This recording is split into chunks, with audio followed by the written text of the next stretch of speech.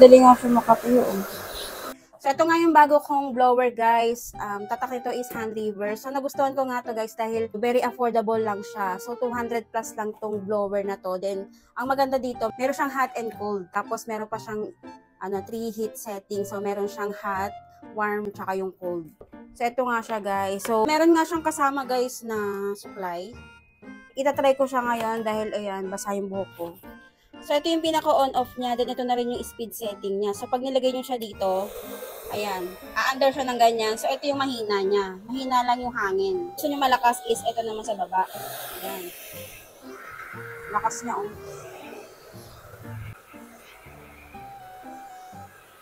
Ganda dito, guys, meron din siyang hot, cold.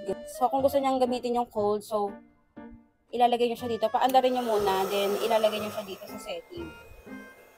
So, itong ginagamit ko ngayon is yung cold. Ito sa taas. Then, pwede nyo siyang lagay sa gitna. Ayan, warm siya. Medyo mainit lang. Hindi ganun yung init niya. Then, ito naman yung pinakamainit sa baba. Ayan. Pinakamainit, tapos pwede nyo na siyang lakasan. Pwede nyo, mahina lang, na mainit. Ito, mainit siya, guys.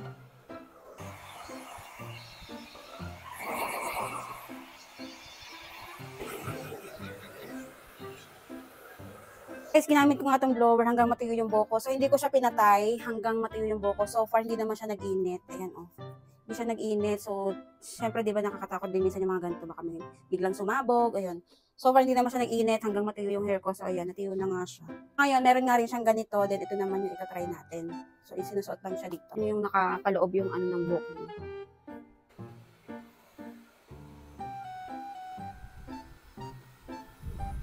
Ayan. Para pag natuyo yung buhok natin, nakapaloob na. O, di ba? Nakakulo na siya. O, see, di ba? Malaking pakinabang kapag meron kang sariling blower, guys. And guys, maganda talaga na meron tayong sariling blower, lalo na kapag, ayan, ganyan gusto niyo magpatiyo ng buhok, tapos may lakad kayo. Tapos, maganda to pang personal use, tapos pwede rin siyang pang, yung sa mga hairstylist, di ba? Usually talaga gumagamit sila ng mga blower. So, ito, maganda rin siyang, gamitin, guys. So, hindi naman siya nag-iinit dahil ang tagal ko siyang ginamit ngayon. Ayan, okay lang yung niya. Hindi siya nag-iinit na parang sasabog. So, ganun siya. Maganda siya, guys. Gustuhan ko siya, guys. Kasi nga, meron din siyang hot and cold. So, meron tayong option kung gusto natin mainit or malamig yung hangin na pang-blower natin. So, usually kasi kapag katulad ko na manipis na yung hair damage, yun, usually cold blower lang talaga yung ginagamit ko. So, yun guys, yun lang for today's video. Then, ito nga pala yung hand lever hair blower. So, kung gusto nyo nito guys, alam nyo na nandiyan yung product link natin sa yellow basket. I-click nyo lang yan, add to cart, and then check out nyo na yan.